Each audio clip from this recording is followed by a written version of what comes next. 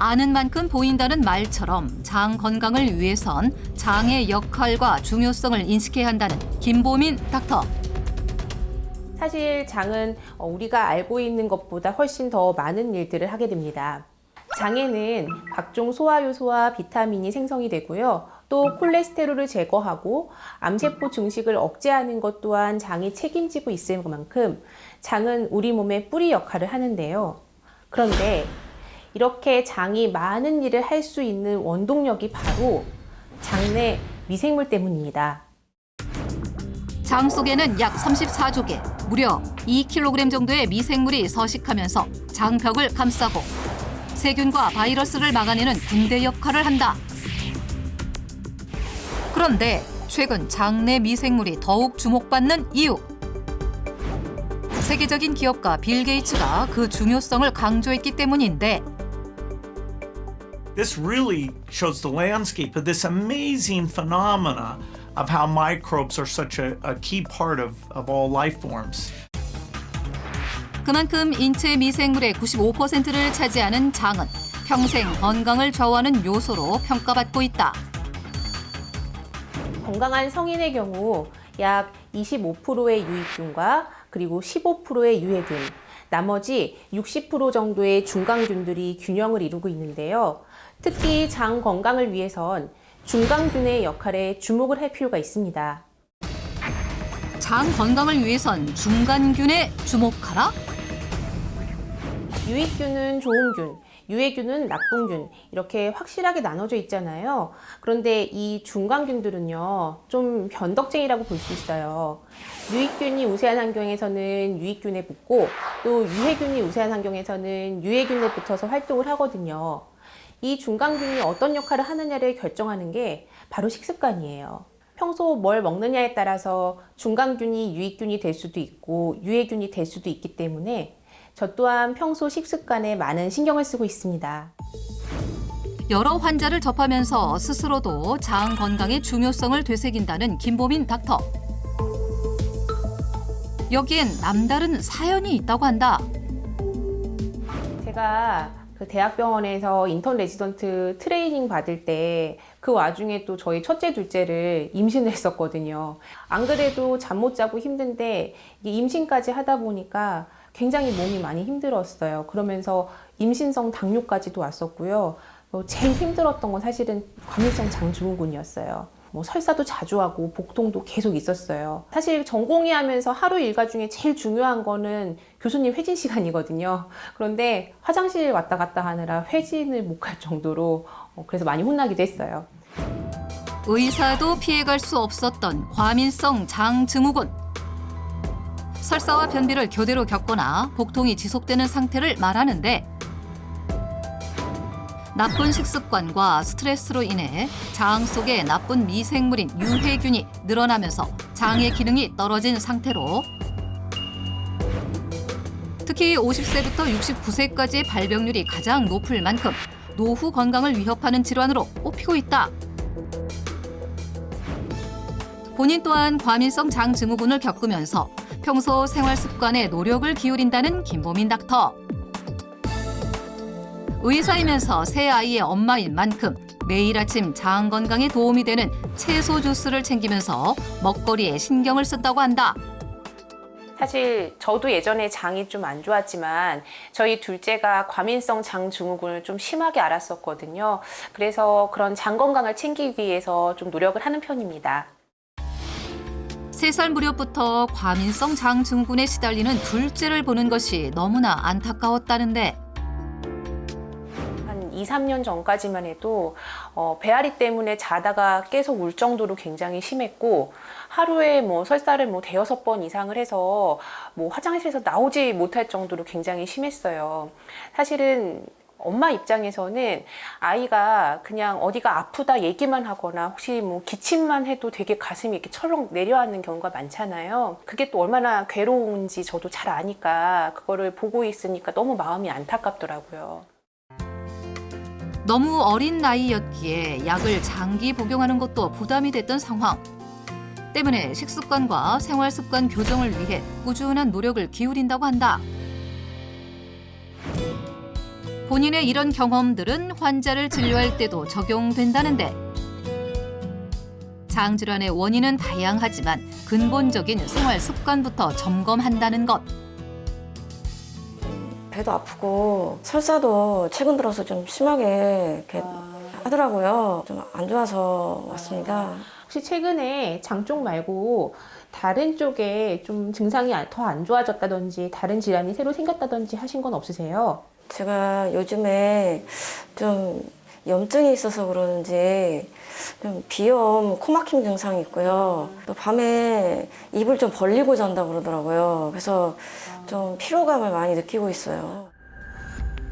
그런데 김보민 닥터의 얼굴이 어딘가 석연치 않아 보였는데 사실 입을 벌리고 자는 습관은 장 건강을 악화시킬 수 있는 습관 중에 하나거든요. 입을 벌리고 자는 습관이 장 건강을 악화시킬 수 있다? 입을 벌리고 주무시는 습관이 있게 되면은 입안의 구강의 점막들이 마르게 되고 이렇게 건조해진 구강에는 유해세균들이 잘 번식하게 되거든요. 실제로 우리는 입을 통해서 매일 한 1조개 정도의 미생물을 삼키게 되는데 유해세균이 많게 되면 결국에는 장 건강에 좋지 않은 영향을 끼치기 때문에 입을 벌리고 자는 거는 장 습관에는 별로 좋지 않은 습관이라고 할 수 있습니다. 특히 나이가 들수록 안면 근육이 줄어들면서 턱 관절이 약해져 무의식적으로 입을 벌리는 경우가 많은데 실제 60대의 50%가 겪고 있는 구강 건조는 잇몸 염증과 치주염의 원인이 되고 최근 치주염이 우측 대장 용종 발생 위험도를 높인다는 연구 결과가 발표되기도 했다. 이렇듯 우리 생활 속에서 알게 모르게 장 건강을 악화시킬 수 있는 습관들이 있다는데 바로 식후에 과일을 먹는 습관입니다. 식후에 과일을 먹는 습관이 장 건강에 좋지 않다? 과일을 먹는 때가 중요해요. 보통은 이제 밥 드시고 바로 소화시킨다고 과일을 드시는 분들이 많잖아요. 하지만 장이 안 좋은 분들은 식후에 바로 과일을 드시게 되면은 소화에 과부하로 작용할 뿐만이 아니라 과일 속에 함유되어 있는 당당류는 소화 흡수가 안 되기 때문에 장에 정체되면서 미생물의 발효가 되고 가스가 부글부글 끓어오르게 되면서 더부룩한 복부 팽만감을 유발할 수 있습니다. 때문에 장 질환이 있는 경우엔 과일을 식전에 챙겨 먹거나 밥을 먹고 난 뒤 1시간의 텀을 두고 섭취하는 게 좋다고 한다. 그렇다면 장 건강에 도움이 되는 생활 습관엔 어떤 것이 있을까? 사실 장 건강에 이렇게 햇볕 쬐기가 되게 중요하거든요. 왜냐하면은 햇볕을 쬐므로써 비타민 D를 만들 수 있는데요. 이 비타민 D는 카텔리시틴이라는 물질을 만들어서 이 카텔리시틴은 장 안에서 유해한 바이러스와 싸울 수 있는 그런 물질들을 만들어내는 역할을 하거든요. 그래서 비타민 D를 생성하는 이런 햇볕 쬐기는 장 건강에 매우 중요하다고 할 수 있습니다. 실제 비타민 D가 활성화될수록 장내 미생물 균형에도 도움이 된다는 연구 결과를 확인할 수 있었는데 점심시간 때마다 매일 20분씩 산책을 한다는 김보민 닥터. 그런데 갑자기 배를 문지른다? 선생님, 지금 뭐 하시는 거예요? 지금 장 마사지 하고 있어요. 마사지요?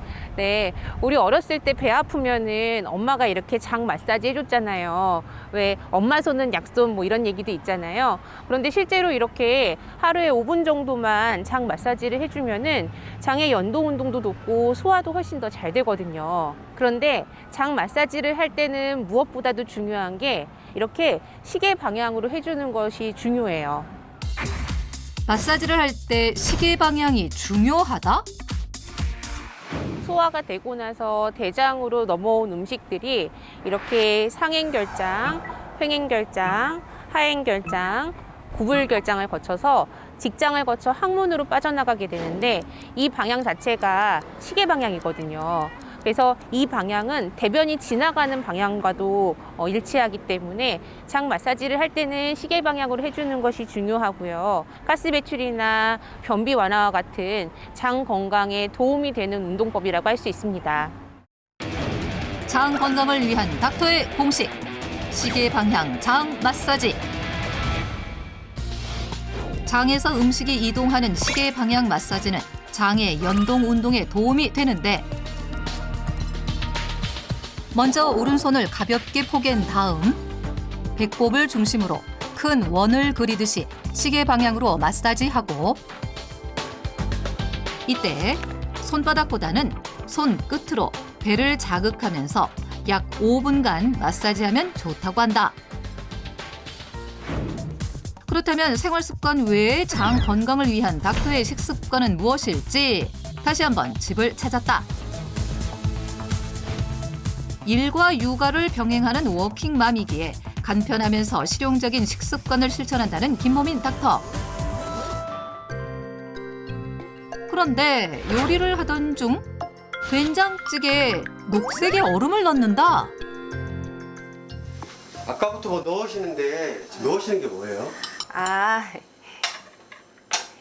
이거요. 저만의 특별한 식재료를 이렇게 얼음틀에 부어서 얼음으로 만들어서 활용하고 있는데요. 아이들 이유식 만들 때 채소나 과일 같은 것들을 이렇게 미리 갈아가지고 사용하게 되면은 그때그때 꺼내서 쓰기가 참 편하더라고요. 그 방법에 착안을 해서 이렇게 얼음으로 만들어서 활용하고 있어요. 특별한 채소를 얼음으로 만들어 간편하게 활용한다는 것인데, 과연 특별한 채소의 정체는? 이거예요. 네, 이게 바로 장 건강 관리를 위한 저만의 영양 공식, 바로 아스파라거스예요. 장 건강에 도움이 되는 닥터의 공식 식재료 아스파라거스. 아삭한 맛이 매력적인 아스파라거스는 소고기의 잡내를 잡아주며 풍미를 더해주는 건 물론,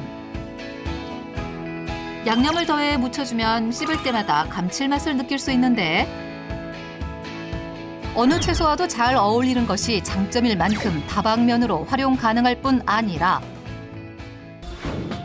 비타민, 식이섬유가 풍부하고 특히 해독에 도움이 되는 아스파라긴산의 명칭이 아스파라거스에서 유래됐을 만큼 간 건강을 돕는다고 알려져 있다. 그렇다면 아스파라거스가 장 건강에도 도움이 되는 이유는 무엇일까? 제가 수많은 채소 중에서도 아스파라거스를 즐겨 먹게 된 이유는요. 바로 아스파라거스는 특이하게도 줄기채소의 장점과 뿌리채소의 장점을 모두 갖고 있었기 때문인데요. 우선 줄기채소의 대표적인 항산화 성분인 폴리페놀, 플라보노이드 성분이 풍부해서 장내 염증 제거에 도움이 되고요. 뿌리채소에 풍부한 이눌린 성분도 아스파라거스에 풍부한데요. 이눌린은 천연 프로바이오틱스라고 불릴 만큼 장내 미생물의 훌륭한 먹이가 되면서 장내 미생물 균형에 도움을 줄 수 있습니다. 실제 아스파라거스 속 이눌린 성분이 장내 유익균 증식을 돕고 장내 환경 개선을 돕는다는 연구 결과를 확인할 수 있었다. 그리고 또 한 가지, 아스파라거스에서 주목해야 할 것이 있다는데, 아스파라거스에는 장 점막을 촉촉하게 만들어주는 베타카로틴 성분이 풍부하고요. 또 한 가지, 장내 독소로 작용하는 체내 활성산소를 배출하는 글루타티온 성분도 굉장히 풍부한데요. 특히 장에는 1억 개의 신경물질이 몰려 있는데 이는 뇌와도 연결이 되어 있거든요. 그래서 스트레스를 받으면 장에도 좋지 않은데 아스파라거스 속 글루타티온 성분은 스트레스 완화를 돕기 때문에 예민한 장을 다스리는 데도 도움이 됩니다. 아스파라거스 속에 함유되어 있는 글루타티온 성분은 양파와 마늘보다 더 풍부한 것을 확인했다.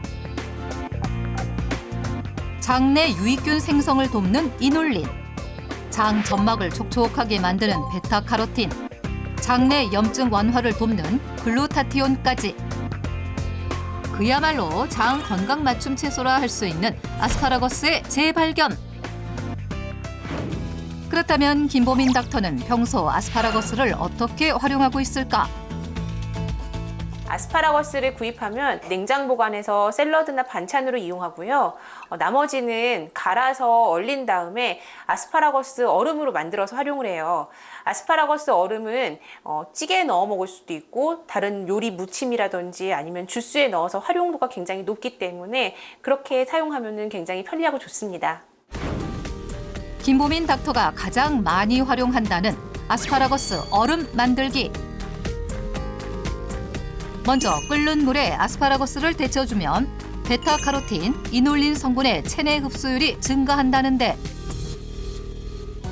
아스파라거스를 냄비에 세우듯 놓고 식감이 억센 밑동부터 1분 정도 먼저 데쳐주다가 연한 식감의 줄기 부분은 나중에 담가 30초 정도 데친다. 데친 아스파라거스는 건져내 한 김 식혀주고 적당한 크기로 썰어준다. 그런 다음 믹서에 넣어 물 한 컵을 부어주는데 제가 아스파라거스 얼음을 만들 때 꼭 같이 넣는 게 있거든요. 바로 이 올리고당이에요. 올리고당은 아스파라거스 속의 이눌린의 체내 흡수율을 높이는 데 더 도움이 되고요. 또 장내 미생물에 좋은 먹이가 되기 때문에 같이 활용하는 것이 좋아요. 장 건강을 위한 닥터의 공식. 아스파라거스 얼음에 올리고당을 넣어라.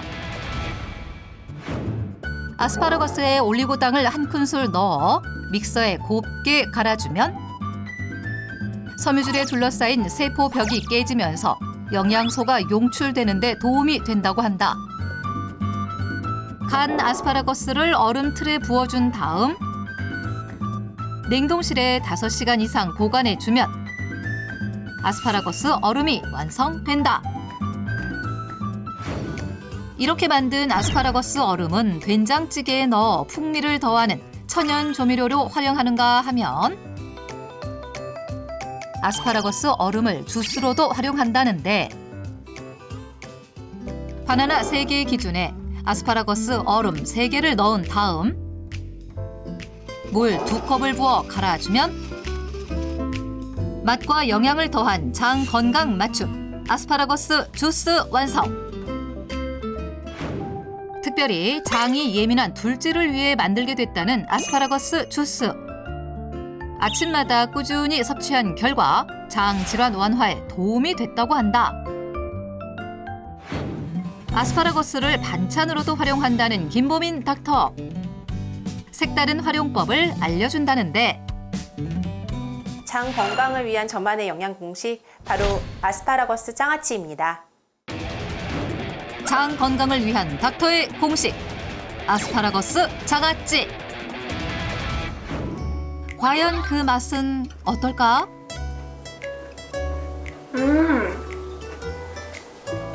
되게 짜지도 않고 아삭아삭한 그 아스파라거스의 식감도 되게 좋고 밥 반찬으로 딱인 것 같아요.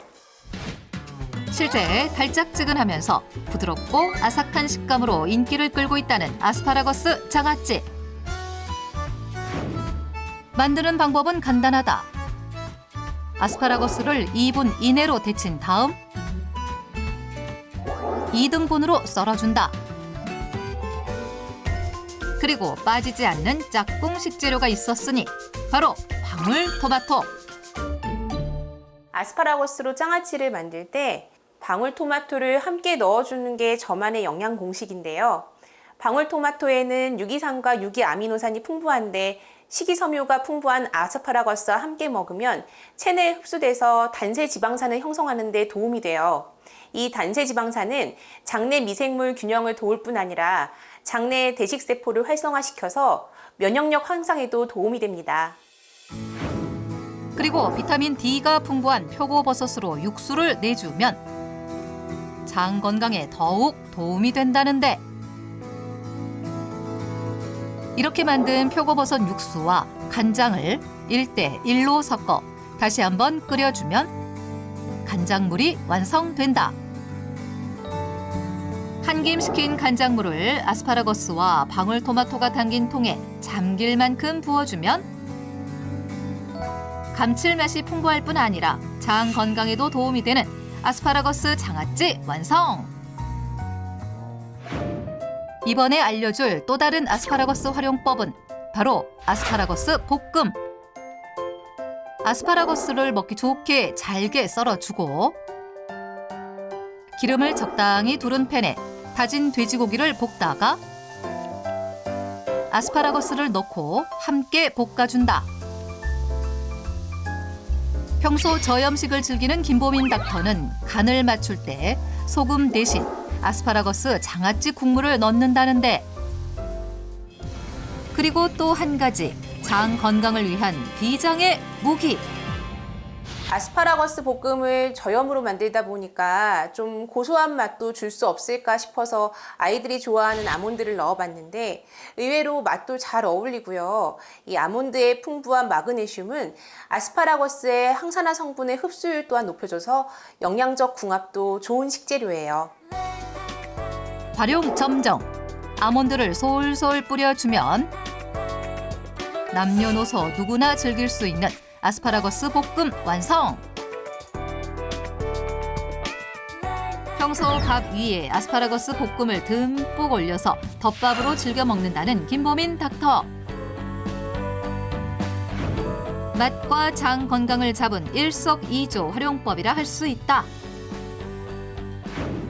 이눌린과 베타카로틴 성분이 풍부해 장 건강을 돕는 아스파라거스. 단, 식이섬유가 많아 과다 섭취 시 오히려 복통을 유발할 수 있어 하루 10개 이내로 섭취하는 것이 적당하다.